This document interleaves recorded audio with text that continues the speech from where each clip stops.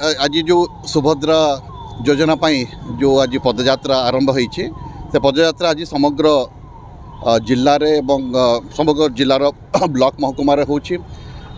समग्र राज्यर ब्लॉक महकुमार मान आज होची ये कार्यक्रम उद्देश्य होची लोक मान भितर सचेतनता गोटे सृष्टि करवा जे जो नुआ सरकार से माने केते दूर माने केते व्यग्र अच्छी नारी मानकर सशक्तिकरण करने से उन्नतिकरण करने किभली भाव से योजना करिसेंती आम जिले में पाखापाखी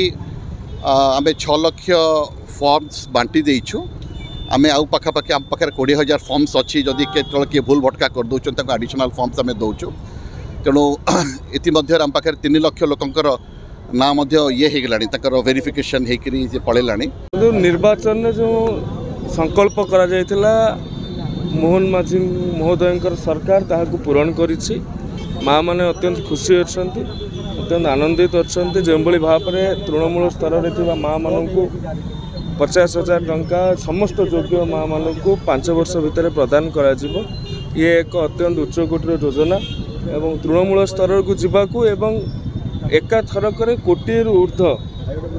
हिताधिकारी को लक्ष्य रखी योजना प्रस्तुत